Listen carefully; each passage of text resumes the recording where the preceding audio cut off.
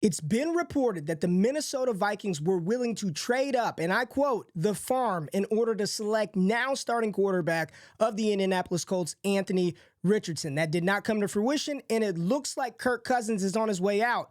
But don't trip, Vikings fans. In this first round mock, we're going to talk about a situation, a scenario where the Minnesota Vikings actually get that trade, move up, and select a quarterback prospect that I believe is even better than Anthony Richardson. I'm talking about LSU Heisman winning trophy quarterback, Jayden Daniels. Okay, let's get it. Bitch, let's get it. Woo! Welcome back to the station. Welcome back to the channel, y'all. I'm excited to talk through my first round mock draft, 32 picks, going through each pocket of teams, talking about my favorite picks in these clusters of 5 that we're going to do. So I'm glad you're tapped in. If you're new to the channel, this is what we do, baby. Rookie draft season is what Destination Devy is about. And if you stick around until the end of the video and you find the information actionable and or entertaining, hit that thumbs up button, subscribe, help a young independent content creator grow. But let's get into the picks and start this thing off. Picks 1 through 5. So right at the top, Chicago Bears right now, looks like they're going to hire Shane Waldron, the offensive coordinator from Seattle. Good hire. Going to be very good for whomever that quarterback is. But I do believe that Caleb Williams will be the selection for the Chicago Bears at the number 1 spot. They take Caleb Williams. He is the QB1 in this class. My favorite quarterback prospect, most people's favorite quarterback prospect. Really reset that franchise in a division right now that's looking like it is only getting better and better with Jared Goff and Dan Campbell led Detroit Lions in the NFC title game, Jordan Love and what he's doing. And in this scenario, the Minnesota Vikings at number 2. Yes, there was a trade. I know Commanders fans, oh my God, there's no way they can do that. It's January. There's absolutely a way. This is a team that is longer than a year away. They've got a quarterback who showed some promise, who showed some flash, probably not the long-term answer. But in this scenario where they get multiple picks, future first, draft capital this year, really rebuild and reset this franchise with draft capital. We'll talk about a talented player that I have mocked to the Commanders at 11. But right here, the Minnesota Vikings trade up and they grab Jayden Daniels, who I have as my quarterback 2 in this class. His ability to affect and change the math on the defensive side of the ball with his legs and the efficiency in which he operates from the pocket, he is a lethal combination. And like I said, reported that they tried to trade up to get Anthony Richardson. I believe Jayden Daniels is a better quarterback prospect coming out than Anthony Richardson. At number 3, the New England Patriots. New head coach Gerard Mayo talked about they are going to draft the best player available at the most important positions possible. Sounds like a quarterback, if you ask me. And right here, Drake May, what a great consolation prize, if you want to say that, at number 3 overall, to go to the New England Patriots and really restart and rebuild this franchise the Gerard Mayo way. So Drake May, number 3 overall. I love Marv, but you can't pass on a quarterback prospect of his caliber. Marvin Harrison Jr. lands in a perfect spot with the Arizona Cardinals. Kyler Murray, Trey McBride, Michael Wilson showed a lot of promise. You've got a veteran running back in James Conner and a team and an offense that played a hell of a lot better than people thought they would. You add Marvin Harrison Jr. to this mix, it is wheels up for that Arizona Cardinals offense, and they've got more capital from trades that they've made in the past. So I really love this spot. Marvin Harrison Jr., Kyler Murray, Trey McBride, the 3 M's, Murray, Marv, McBride, sign me up for M3 in Arizona. And at number 5, not my wide receiver 2, but this just feels like a Chargers type pick. I like Malik Neighbors a little more than Washington's Rome Odunze, but I can see this being a phenomenal fit in Los Angeles with Justin Herbert. A year to study and learn and watch how Keenan Allen and the veteran Mike Williams operates. They've got a type with those big outside receivers. Rome Odunze will atone for the sins of the Quentin Johnson pick of 2023. Rome Odunze in LA would be a phenomenal pick, but that is not my favorite pick from this cluster. For me, my favorite pick from this spot right here, 1 through 5, is LSU quarterback Jayden Daniels. You put him on a team with Justin Jefferson, Jordan Addison, when TJ Hawkinson returns healthy. Hell, give me KJ Osborne as the 3rd wide receiver. It is pick your poison, dynamic quarterback in a division that's going to have Jordan Love, Jared Goff, Caleb Williams. Damn it, you better get somebody that's as dynamic as Jayden Daniels. My favorite pick in that 5-pick cluster. Let's move on to picks 6 through 10 in my mock. And the New York Giants, they found success with an LSU wide receiver before. They run it back with Malik Neighbors, who is a top 5 talent overall in this class. Not even just wide receiver, but just talent in general. Malik Neighbors, my wide receiver 1B in this class. Incredible. I know the Giants need a lot. They need upfront help. They need defensive help. But damn it, you can't pass on the talent of Malik Neighbors the same way the Tennessee Titans shouldn't be able to pass on tackle 1, Joe Alt. I know they took Skoronski last year out of Northwestern. Joe Alt, plug and play, resetting this franchise. No Vrabel, hell, no head coach right now, so who the hell knows what direction they want to go in. Will Levis is probably going to be the starting quarterback next year. Should get a shot to see what Will can do. Get somebody that can protect him. Joe Alt, number 7 overall to the Tennessee Titans. And Atlanta's sitting in a very interesting spot here because a lot of people are talking about trade for Justin Fields, trade for this quarterback, trade up, where in the reality is if it is a Jim Harbaugh, if it is a Bill Belichick, this feels like a team that's ready to go. Get you a veteran quarterback that can come in and get the ball to the playmakers, Drake London, Kyle Pitts, Bijan Robinson, Kirk Cousins to ATL, Russell Wilson to ACL. ATL may not be a sexy name, but that could work in a division that is very winnable. But one of the things that Atlanta has had a problem with, only 30 sacks. They are just not getting after the quarterback. You've got to get some pressure. Dallas Turner, a top 10 talent in this class, his stock is only going to continue to rise. I think Dallas Turner, with whatever defensive-minded head coach is there, whether that be Harbaugh, whether that be Bill Belichick, is an instant impact player on the edge. Love this fit of Dallas Turner in Atlanta, as well as the Chicago Bears loading up on their defensive front with Jared Verse, the versatile edge out of Florida State. Very good against the run, and he can get after the pass rusher. You add him next to Montez Sweat. You got Jalen Johnson on the back end, Eddie Jackson back there at safety. They paid some money for some linebackers last year. This is a team that could be on the up and up. Damn, they were right there close to playoff contention in 2023, despite the fact that they had some up and down at the quarterback position. And then at number 10, you've got tackle Olu Fashanu out of Penn State, athletic, massive. They cannot suffer Aaron Rodgers getting hurt again. They couldn't run the ball. They couldn't pass the ball. Breece Hall is outstanding, but you've got to be able to protect the quarterback. They had one of the worst pass blocking offenses in the NFL in 2023. Aaron Rodgers, 59 years old. You got to protect him coming off an Achilles tear. Get you a tackle that can step right in, play alongside that offensive front, and provide some depth up front. I think Fashanu is a top 10 pick for the Jets. Makes a ton of sense. My favorite pick in this cluster will have to go to the Atlanta Falcons. I just love the pick of Dallas Turner to Atlanta. This is a player, when you're talking about playing next to Will Anderson, everybody in their mama saw it the past couple of years. Dallas Turner, 6'3", 240-pound freak off the edge that can fly, aggressive, young, controlled violence. Right now, you put him on that defense and you just let him go. Get some sacks because Atlanta has not been able to generate pressure on opposing quarterbacks. Love the pick of Dallas Turner to Atlanta. So let's go to the next cluster of picks, 11 through 16, and we get to talk about the Washington Commanders, who traded out of the 2 spot. They picked up a 25 first. They picked up another second-round pick this year. They picked up more capital on a team that needs a lot of work. But damn, this is a hell of a pick and a hell of a start for that quarterback, whether that be Quinn Ewers in 25, Drew Allar, Shedeur Sanders. Quarterback class is populated in 25.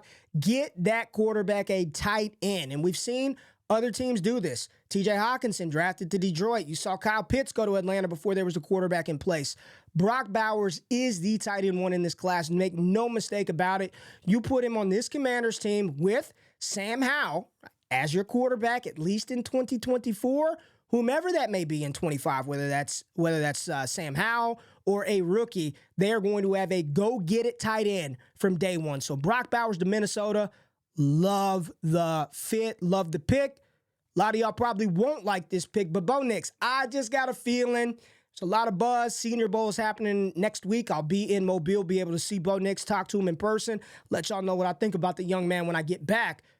but he's probably going to get picked in the first. Somebody may take a shot, and if there is a team that takes a shot, it feels like it's Sean Payton, right? Doing it his way, selecting Bo Nix. We know it's not going to be Russ. It's not going to be Jared Stidham.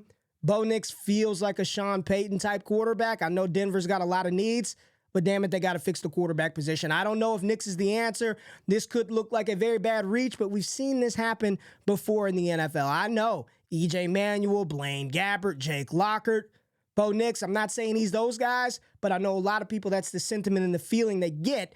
We'll see how the process plays out, but I think Bo Nix somehow, some way will weave his way in there, and I think the Denver Broncos would be a logical fit for Bo Nix. At 13, Terrion Arnold, this cornerback. Antonio Pierce is the head coach. Get him a damn dog on the outside to break up some of those passes. You got to deal with Herbert. You got to deal with Mahomes. You got to deal with the Denver Broncos. Arnold is a stud. My CB1 in this class, you put him out there, he's plug and play with Antonio Pierce from day one. So while the Raiders also could be a team that's looking for a quarterback, Aiden O'Connell, maybe he's good enough to get him through a year, a bridge year with him, see if he can continue to pick up where he left off in 2023. You've got a tackle going to New Orleans. Fuaga from Oregon State, number one tackle, rushing grade. He is a road grader, paving the way for whomever's running the ball, whether it be Alvin Kamara, Kendre Miller. You've got to protect Derek Carr because without him, it's really downhill in New Orleans. It affects Chris Olave. There's a lot of needs in New Orleans, but you got to be able to protect your quarterback. I think this tackle out of Oregon State achieves that for the Saints. I love this fit. I love this pick. Number 15, the Indianapolis Colts select Brian Thomas, wide receiver out of LSU. You pair him with Michael Pittman Jr., and then you've got Josh Downs in the slot. Literally, you've got the Twin Towers in the NFL. 6'3", 6'4", Brian Thomas Jr., 6'4", Michael Pittman, 6'5", 6'3", 4", Anthony Richardson. It is just Twin Towers out there. When you've got a quarterback who's got a little bit of accuracy concerns, get him a big body target with a massive catch radius in a division where you're going to have to score points. Everybody's seeing it. C.J. Stroud ain't going nowhere. 22 years old. He looks like he's about to have Houston prepared for the playoffs every damn year. You better be able to score. And good for Indianapolis that they were a lot better than people thought they would be. You add this dynamic wide receiver to that offense with Anthony Richardson, and most importantly, with that offensive coordinator, Shane Steichen. Love the fit of Brian Thomas in Indianapolis. And then you get one of the best edge rushers, Latu, in this class out of UCLA, staying in that Pacific Northwest area, that West Coast area, staying in Seattle and generating pressure off the edge for the Seattle Seahawks. So we've got Bowers, Nix, Arnold, got the tackle out of Oregon State, Brian Thomas, and Latu out of UCLA. My favorite pick from this cluster of players is Brian Thomas Jr., BTJ. This young man, my wide receiver 4 in the class, is incredible. Touchdown machine, good after the catch, massive catch radius, big body target, speed galore, and he's got the pedigree from high school. Brian Thomas Jr. is amazing. Top 5 wide receiver in this class. He will be a first-round pick, and if the Indianapolis Colts select him and pair him with Downs and Michael Pittman, this is a damn good fit for a long time to come. So let's move on to the next cluster of picks, 17 through 21. Got some really good picks in here as well. Cooper DeJean going to the Jacksonville Jaguars, the cornerback out of Jacksonville. J.C. Latham, the big tackle out of Alabama, going to protect Joe Burrow. You've got one right here. I like the fit, and this player is going to be controversial throughout the entire process. They're probably, outside of Michael Penix and probably Bo Nix, J.J. McCarthy out of Michigan. People are going to talk about him for days. He is a polarizing prospect because you see all the tools, the physical attributes, yet we did not see it on a consistent basis out of Michigan. You have to wonder, it's the million-dollar question. I was talking to Jordan Reed from ESPN the other day and said, is it because he can't do it, or is it just because they didn't need him to do it? That's the question everybody's trying to figure out with J.J. McCarthy. But in this scenario, he lands 19 overall with Sean McVay. Matthew Stafford's already committed to coming back. They've got pieces in place. They've got draft capital for the first time, and it feels like 10 years. This could be a nice developmental spot, seeing how well that worked out for Jordan Love in Green Bay.